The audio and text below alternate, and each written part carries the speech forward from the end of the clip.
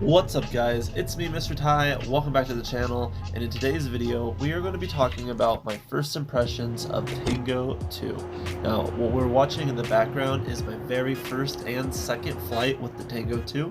The first flight I am flying thumbed, and the second flight I am flying pinched. So just keep that in mind, as well as while I'm flying I'm going to be having commentary over the whole video.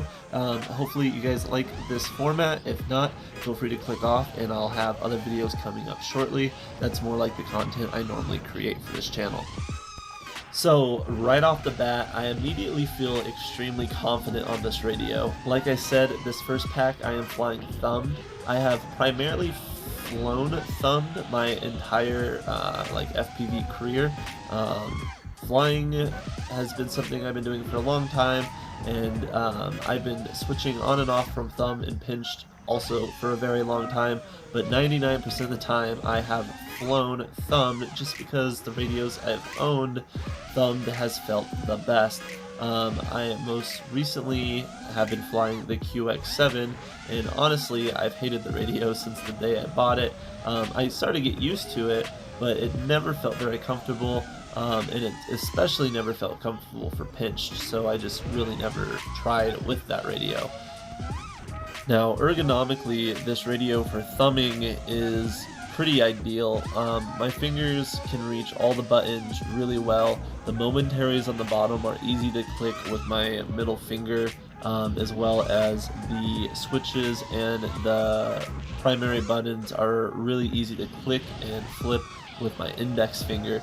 I took this radio over before filming this over to my buddy DJ's house, and I got a little bit of stick time on the simulator, and I also was able to get my buddy's opinion on the radio, and he has relatively tiny hands and I have pretty large hands, and we both felt that the radio was extremely comfortable and it was easy from a thumber's perspective to get to all the buttons very easily. Now for pinching, the only buttons I really have an issue reaching are the momentaries on the bottom. However, my buddy DJ didn't seem to have any issues hitting any of the buttons when he was using the radio pinched. So just something to keep in mind. Now, as you can see, I'm feeling extremely confident with this radio, and I get a little too confident and I get stuck in the tree right here, but I don't think I've ever, and I'm going to probably reiterate this a couple times, but I don't think I've ever felt a radio where I immediately felt so comfortable. Now, I have been using this radio for about 3 days, so this is a little bit of old footage, but in those 3 days, I can say that I have made the transition to pinching pretty well. I pinch now about 90% of the time, as opposed to thumbing 99% of the time. The radio feels amazing both ways, but I'm really finding new confidence in certain tricks and certain movements flying pinch that I never felt before, and I think I owe that to this radio for being able to fly in some of the ways I'm able to fly now.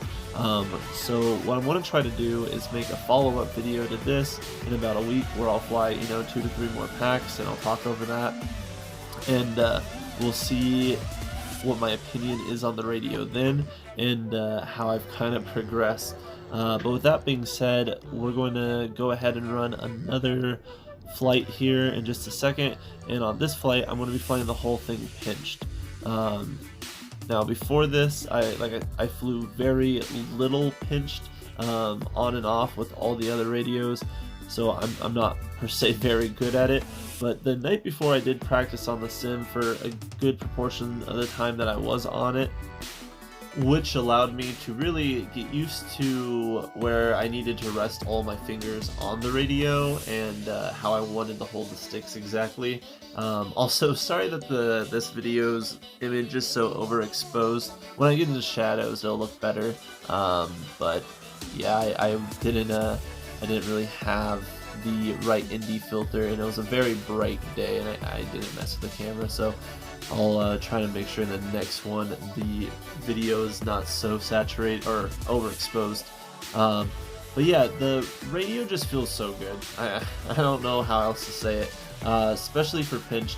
hitting those momentaries on the bottom is kind of hard, and I've recently been messing around with my arm switch because doing the button that clicks in and out is kind of uncomfortable to use that one for arming and disarming pinched. But I haven't really made up my mind how I wanted to do it. Right now I have it on the rocker, and I don't know, the radio is just so different than any radio I've ever used, so I don't really have muscle memory on the switches yet, and I'm really trying to figure that out. So hopefully by the time I have the follow-up video, I'll be able to tell you guys how I like my switches, at least. But yeah, other than that, the radio definitely has very low latency. It's a Crossfire product. It feels no more or no less latent than my QX7 with the module in the back, and the radio just I don't know what else to say about it. It feels good. I extended the sticks by unscrewing the top half of the stick and then putting a prop nut without a flange in between the two pieces of the stick itself. I thought that looked cool and also made my stick longer. I also sticker bombed my radio.